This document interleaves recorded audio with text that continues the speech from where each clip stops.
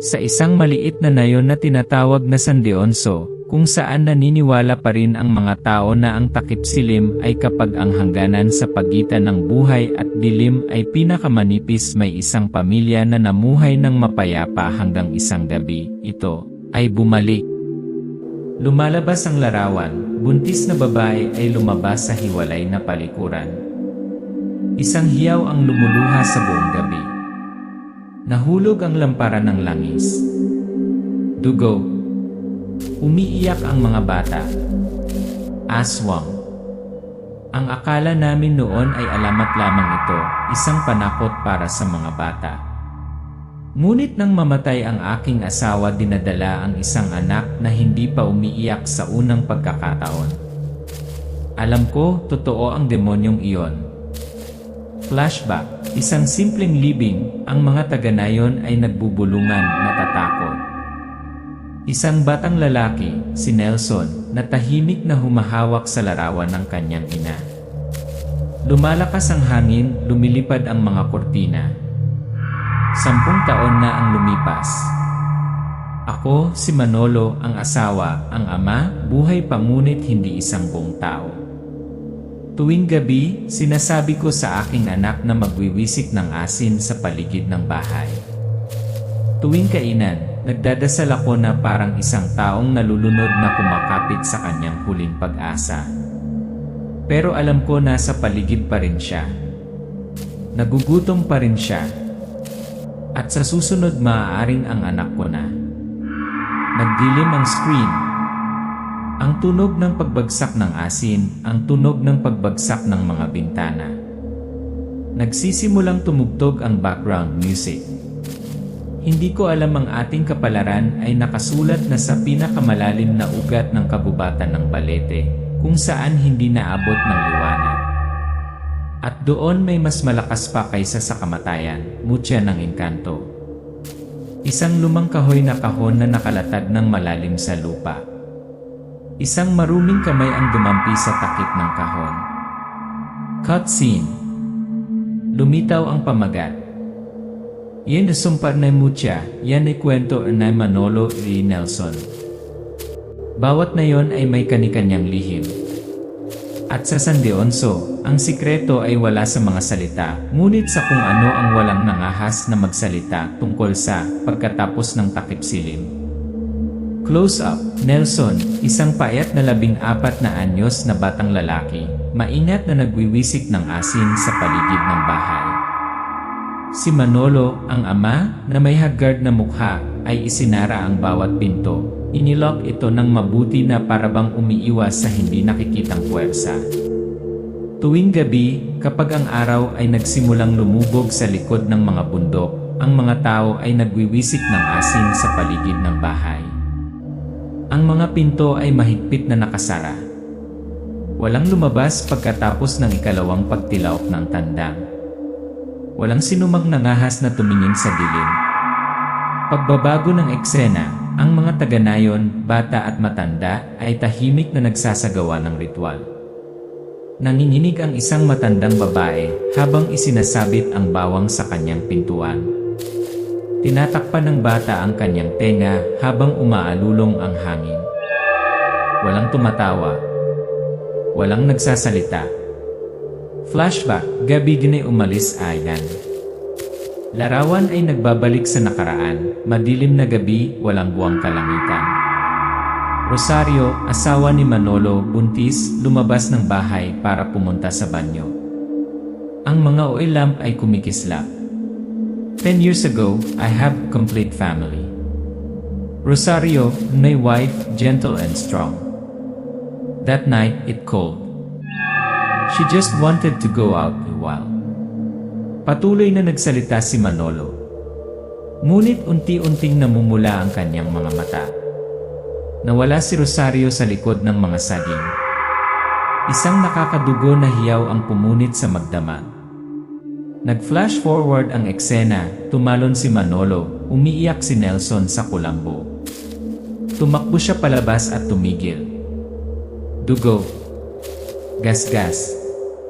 Punit-punit na tela. Wala na si Rosario. Tahimik lang at hindi maipaliwanag na baho sa hangin. Hinakay ko ang bawat pulgada ng lupa. Hinanap ko ang mga palumpong. Tumawag ako hanggang sa namamaos ang boses ko. Pero wala na. Rosario, inalis na ni Ed. Walang pangalanang sakit ampersand panta ngay gabi. Sa gabi, ang mag-ama ay nakaupo sa tabi ng isang simpleng pagkain. Kumikislap ang oil lamp. Nagdasal si Manolo bago kumain. Iniyuko ni Nelson ang kanyang ulo, masunurin na sumusunod. Nangako ako sa sarili ko na hindi ko hahayaang kunin ng iba to, kahit ang buhay ko o ang kaluluwa ng anak ko. Hinawakan ni Manolo ang kulubot na kamay ni Nelson. Mabilis na nagbago ang eksena. Nag-aararo siya sa bukid, nagdadala ng palay, nag-aalaga sa kanyang anak, ngunit ang kanyang mga mata ay laging nakatingin sa malalim na kagubatan sa malayo, kung saan ang dilim ay mas makapal kaysa saan man. Ang kamera ay umatras na nagpapakita ng isang maliit na bahay sa gitna ng kabubatan. Umuungol ang hangin. Isang etyo na parang tawa ng isang tao ang umalingaw sa malayo. Nakatayo si Nelson sa bintana na nakatingin sa labas, pagkatapos ay mabilis na sinarado ang mga kurtina. Hindi ko alam kung sapat na ang pananampalataya para protektahan tayo mula sa impyerno. Ngunit alam ko darating ang kadiliman. At sa pagkakataong ito, hindi lang ito dumarating para kunin. Ang araw ay sumisikat ng maliwanag sa ibabaw ng mga bukid. Tumutulo ang pawis mula sa noo ni Manolo. Ang kaluskos ng butil ay may halong tunog ng latigo sa balat. Sa San Dionso, maaaring mataas ang araw, ngunit ang anino ng isang tao ay sapat na upang matakpan ang buong nayon. Ang kamera ay humarap sa isang lalaking nakasakay sa kabayo, maharlika sa pananamit, mayabang sa hitsura. Ito ay si Don Hilario. Hawak niya ang isang latigo sa kanyang kamay, ang kanyang mukha ay malamig at katakot-takot. Isang katulong ang nakatali sa kabayo, hila-hila sa lupa. Hindi niya kailangang umungol. Isang sulyap lang ay sapat na upang patahimikin ang mga tao. Don Hilario ang may-ari ng lupa, impyerno sa anyo ng tao. Close-up ni Nelson, nagtatago sa likod ng dayami, nalalaki ang mga mata sa takot.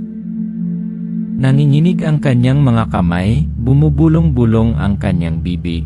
Ang lalaking iyon ay hindi isang normal na tao. Darating bene krisis. Bumagsak si Manolo sa gitna ng field, napahawak sa dibdib, hingal na hingal. Ang mga tao ay tumatakbo sa gulat. Fast forward, ospital, mga makina, bumagal ang tibok ng puso. Ang aking ama, ang taong nag-araro ng lupa gamit ang kanyang mga kamay, ay gumuho. Hindi na kaya ng kanyang puso. At wala akong iba kundi ang walang laman na mga kamay. Malamig na sinabi ng doktor, apurahang operasyon. 1,000,000 piso. Slow motion, pinisil ni Nelson ang kanyang kamay. Tinitingnan ang kanyang ama na nakahiga at walang malay, tumutulo ang mga luha. Hopeless begging. Tumayo si Nelson sa harap ng mansyon ni Don Hilario. Namumula ang kanyang mga mata. Kumatok siya sa pinto, walang nagbubukas. Napalitan ang eksena sa isang marangyang interior. Nagbibilang ng pera si Don Hilario, umiinom ng red wine. Ayokong magmakaawa sa kanya. Pero kung kailangan kong lumuhod para mabuhay ang tatay ko, handa na ako. Iyuko niya ang kanyang ulo, basag ang boses. Don Hilario, pakiusap, iligtas mo ang aking ama, 1,000,000 lang. Tumigil sa pagbibilang ng pera si Don Hilario. Tumingin kay Nelson na parang langgam, 1,000,000. Ano ang ibibigay mo bilang kapalit? Puno ng paghamak ang kanyang mga mata. Kapag wala ang awa ang dyablo ay gagawa ng mga kondisyon na hindi kailanman maiisip ng mga tao. LA pagkakamali elibitad. Fast forward scene, gabi na.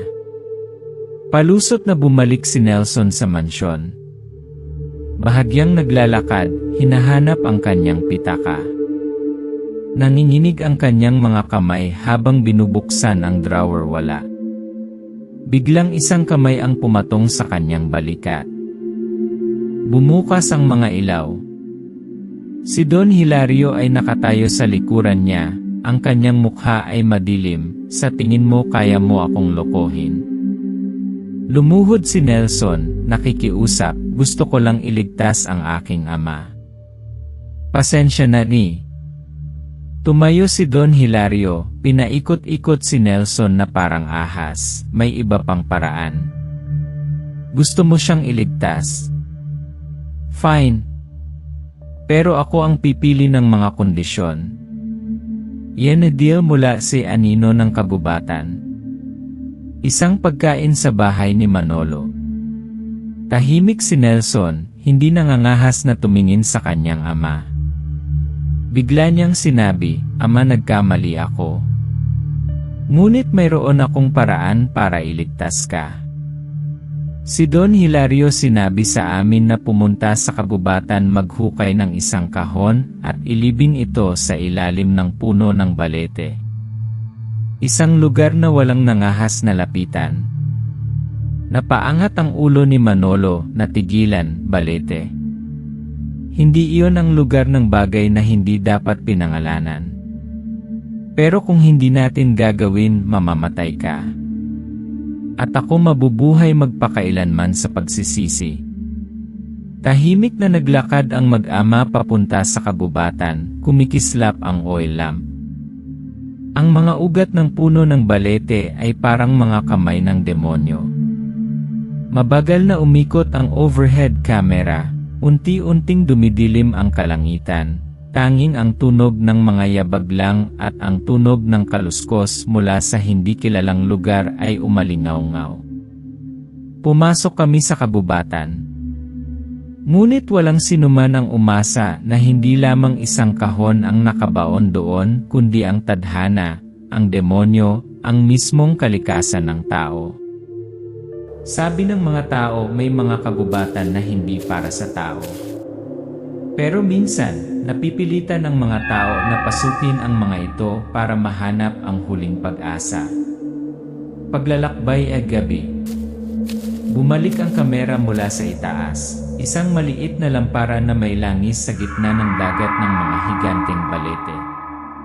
Nagsisimulang umihip ang hangin. Ang mga ugat ng puno ay umiikot-ikot na parang buhay. Maririnig mula sa malayo ang hindi malinaw na mga bulong. Nanginginig si Nelson, "Ang aking mga kamay ang aking sigurado ka bang pupunta pa rin ako sa tamang direksyon?" Bahagyang tumango si Manolo, "Tumahimik ka. Huwag tumawag ng anuman sa kabubatan na ito." Pagkalipas ng halos isang oras, nakarating sila sa harap ng isang dambuhalang puno ng balete. Ang base ay kasing laki ng isang maliit na bahay, natatakpan ng lumot at amoy ng kahalumigmigan. Ang mga tuyong ugat ay nakalawit na parang kurtina upang protektahan ang sikreto sa ilalim. I feel something wrong. Hindi takot but respect. As if I'm standing before something sacred and authoritative. Yan ay kahon ni si ilalim ng malamig na lupa. Si Manolo ay nagsimulang maghukay. Ang piko ay tumama sa mga bato. Ang kanyang likod ay basang-basa sa pawis. Si Nelson ay nagbabantay at nagniningning ng liwanag. Ang hangin ay huminto. Wala nang ingay ng mga insekto. Tanging ang piko, bawat tumama sa lupa na parang katok sa dibdib ng manonood. Bigla, kumalabog. Ang piko ni Manolo ay tumama sa isang matigas na bagay. Parehong tahimik ang mag-ama. Naghuhukay sila gamit ang kanilang mga kamay, nanginginig, ang bawat layer ng lupa ay natutuklat, na nagpapakita ng isang itim na kahoy na kahon, hindi bulok, hindi maputi. Ang kahon parang hindi pa nabaon. Parang naghihintay sa atin. Hinawakan ni Manolo ang takip ng kahon ay click. Isang mahinang kuryente ang dumaan sa kanyang balat. Nanginginig siya. Ngunit hindi umaalis ang kanyang mga mata. Liwanag mula sa dilim. Bumukas ang takip ng kahon. Kumalat ang mahinang asul na liwanag. Isang transparent na puting bato, hugis luha, malambot na kumikinang sa loob, ngunit parang humihinga. Kinuha ito ni Manolo, nanginginig ang buo niyang katawan, parang may umaagos na agos sa kanyang mga buto. Napabuntong hininga siya, nanlalaki ang mga mata. Slow motion, kumikinang na kulay pilak na asul ang mga ugat sa kanyang kamay sa loob ng ilang segundo. Ito ay hindi isang bato. Ito ay isang nilalang. Bahagi ng isang bagay na mas matanda kaysa sa anumang bagay na nakilala ko. Engkanto ba nililitaw? Biglang umihip ang hangin. Namatay ang oil lamp. Napuno ng asul-puting liwanag ang kabubatan. Mula sa likod ng puno ng balete, lumabas ang isang figura, maputi, matangkad at payat, na may pilak na mga mata na walang pupil. Balat na walang dungis. Gintong balabal. Lumuhod si Nelson, nauutal, iyan. Si Manolo ay nananatiling patayo, hawak ang bato sa kanyang kamay, kaharap ang banal na nilalang. Engkanto, tunog na parang galing sa lupa. Tanging isang lalaking may walang dungis na puso ang makakatagpo ng mutya. At nahanap mo na siya, Manolo. Ngunit tandaan, hindi ito isang gantimpala. Ito ay isang responsibilidad. May kapangyarihan ang mutya. Ngunit kung ginamit ng mali, ito ay magiging isang talim na magwawaka sa kaluluwa ng may-ari nito. Iyuko ni Manolo ang kanyang ulo. Hindi ako humihingi ng kapangyarihan para maghiganti. Humihingi ako ng kapangyarihan para protektahan. Engkanto. Kung ang iyong puso ay napakalakas pagkatapos ay hayaan si Mutya na piliin ka. Itataas ni Engkanto ang kanyang kamay, ang bato ay kumikinang. Dahan-dahan, ang liwanag ay tumagos sa dibdib ni Manolo sa kanyang dugo. Ang kanyang buong katawan ay kumikinang, hindi mainit, hindi masakit, ngunit isang paglilinis. Nararamdaman ko ang lahat, bawat ugat, bawat pintig ng puso, bawat bulong ng mundong hindi ko narinig. Wala nang takot. Wala nang kahinaan. Iyan panghuling babala. Engkanto, mabagal, malalim na boses. Huwag hayaang kontrolin ka ng puot, Manolo.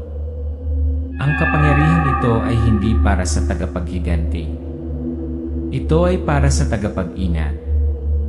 Kung lalabag ka sa alituntuning iyon, hihinto ka sa pagiging tao. At si Mutya ay lalaban sa iyo. Tumigil ang hangin. Mapapawi ang liwanag. Umatras ang engkanto sa mga anino. Nagbabalik ang huni ng mga insekto. Mag-isang nakatayo ang mag-ama sa gitna ng kabubatan, nagbabago ang mga mata, tahimik at determinado. Nang gabing iyon, ibinalik ko ang higit pa sa isang bato. Ibinalik ko ang isang pangako at isang responsibilidad. Ang kadiliman ay nandoon pa rin. Ngunit sa pagkakataong ito, hindi ako atras. Hinawakan ni Manolo ang mutya sa kanyang kamay. Isang kumikinang na ilaw ang sumisikat.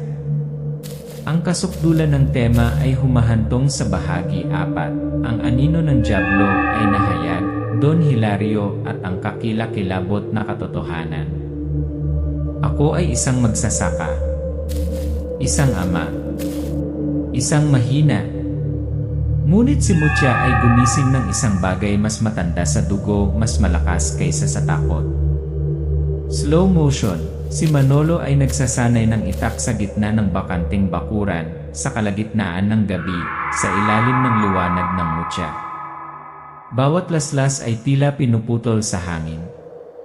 Ang kanyang tindig ay unti-unting nagiging matatag, mula magsasaka hanggang mandirigma. Tumayo si Nelson sa di kalayuan, ang kanyang mga mata ay parehong nag-aalala at humahanga. Yung kamay mo, sigurado ka bang malakas ito kung babalik ito? Tumingin si Manolo sa kanyang anak, pagkatapos ay ikinuyom ang kanyang kamao. Hindi ka mabibigo, anak. Yan kilala ng dugo. Aksyon sa gabi. Umaalingaw-ngaw ang hangin. Sigaw mula sa bahay ng kapitbahay. Sumugod si Manolo, sinipa ang pinto. Dugo ang nasa sahig. Isang naghihinalong lalaki. Bukas ang bintana. Sa dilim, isang matangkad, manipis na anino, mapupulang mata, nakakunot ang bibig sa isang ngiti. Aswang, mababa, mapang-asar na boses. Long time no see, Manolo. Buhay ka pa ba? Even after all this loss. Pisil-pisil ni Manolo ang itak. Ikaw pala. Kinuha mo sa akin si Rosario. Humakbang si Aswang sa liwanag, na nagpapakita ng mukha na may bahid ng dugo at isang pamilyar na ngiti. I remember her scent. Sweet and desperate. Just like your eyes now. Si Manolo ay sumisigaw, lumundag. Slow motion, ang itak ay umindayog, ngunit si Aswang ay nawala. Tawanan ng umaalingaw sa kagubatan. Yan ay katotohanan ay kumikinang sa dilim. Nakahanap si Nelson ng kwintas na pag-aari ng kanyang ina sa sirang altar. Pinulot ito ni Manolo, pinisil-pisil. Unti-unting tumigas ang kanyang mga mata. Kinabukasan, tahimik na pumunta si Manolo sa mansyon ni Don Hilario. Nakaupo siyang umiinom, nakatingin sa bukid. Nang hindi lumingon, dahan-dahan siyang nagsasalita. Don Hilario, ano ang dahilan kung bakit ka naglakas loob na pumunta dito na may mapang-aping mga mata? Manolo, pumunta ako para itanong gaano ka nakatagal na bubuhay ng ganyan. Nagtatago sa likod ng balat ng tao. Tumayo si Don Hilario, tatalikod. Lumilitaw ang isang baluktot ng ngiti. Mata kumikinang na pula. Alam mo naman, di ba? Ako yon. Ako pa ang nagpapakain sa'yo, nagbibigay ng lupa para araruhin samantalang ako mismo ang yurakan ang asawa mo na parang damo. Nanginginig si Manolo, ngunit hindi hinuhugot ang kanyang sandata. Bakit ito ang pinili mo? Don Hilario, dahil ang mga tao rito ay malambot ang puso. Madaling kainin. Labanan ng dugo iliapoy, liwanag idilim. Noong gabing iyon, mabagyo. Si Manolo ay nakatayo sa gitna ng parang, itak sa kanyang kamay, mutya na kumikinang sa kanyang dibdib. Si Don Hilario, ngayon sa kanyang tunay na anyo na aswang, ay sumugod sa dilim, mahahabang kuko, kulay abo na balat, bibig na puno ng matatalas ng ngipin. Tense ang battle scene, gamit ang slow motion, ang liwanag ni Mucha ay sumasalubong sa bawat pag-atake ng demonyo. Si Manolo ay nasugatan, ngunit nakatayong matatag. Ang tunog ng kanyang tibok ng puso ay may halong kulog. Sumugod si Nelson sa gitna ng labanan, hawak ang isang malaking kahoy na patpat, tinamaan ang aswang sa ulo upang iligtas ang kanyang ama. Parehong lumaban ang mag-ama sa ilalim ng kidlat sa putik at dugo. Ama at anak, matanda at bata, tao at ang demonyo. Nang gabing iyon, hindi na tayo biktima. Iyan nasumpa ang apoy. Hinahina ang aswang. Inilagay ni Manolo si Mucha sa dibdib ni Don Hilario. Ang puting liwanag ay nakabubulat. Ang hiyawan ay pumupunit sa hangin. Si Don Hilario ay naging abo. Nagmamasid ang buong nayon. Ang mga tao ay lumabas sa kanilang mga bahay sa unang pagkakataon sa mga taon upang makakita ng tunay na liwanag. Ang gabing iyon ay hindi lamang isang labanan. Ito ay pagpapalaya. Hindi lamang mula sa dyablo, ngunit mula sa takot na bumabagabag sa mga henerasyon. Niyakap ni Nelson ang kanyang ama. Kamay, tapos na ba? Ipinatong ni Manolo ang kanyang kamay sa balikat ng kanyang anak, pagod ngunit nakangiti, hindi. Simula pa lang. Ang apoy ay nagnininas ng maliwanag sa gabi. Napuno ng dugo ang lupa. Hindi gumagalaw si Manolo, nabutas ang dibdib, hawak ng kamay ang mutya, na unti-unting nawawalan ng liwanag. Ihip ng malakas ang hangin. Umalinggaw sa madilim na gabi ang matinis na sigaw ni Nelson. Kamay! Huwag mo akong iwan! Kamay! Iniyuko ni Nelson ang kanyang ulo sa dibdib ng kanyang ama, ibinalik ng nanginginig na mga kamay si Mucha sa mga kamay ng kanyang ama. Bumagsak ang mga luha sa bato. Sa sandaling iyon, isang maliwanag na puting liwanag ang sumilay mula sa hiyas. Sabi ng mga tao, kumikinang lamang si Mucha dahil sa kadalisayan. Ngunit noong gabing iyon nasusunog dahil sa pag-ibig. Muli, ang liwanag mula kay Mucha ay kumalat sa buong katawan ni Manolo. Huminto ang pagdurugo. Naghihilom ang sugat. Bumalik ang kanyang pintig ng puso, mas malakas kaysa dati. Unti-unting bumukas ang kanyang mga mata, basa, ngunit maliwanag. Nelson, nasasakal. Kamay, buhay ako, okay lang ako. Manolo, nagbubuntong hininga, kinuha ang kamay ng kanyang anak. Hindi pa tayo tapos. Nakikita mo ba? Ang kamera ay lumalayo, ang mga taga-nayon ay nagtitipon, nanginginig at natigilan. Nakatingin sila sa lupa, kung saan si Don Hilario, ang aswang ay humihinal na humihinal, ngayon ay nahahayag sa kanyang tunay na anyo. Pulang mga mata, mahabang pangil, kulay abong balat, hindi na tao. May sumigaw, totoo sa lahat ng mga taon na ito siya.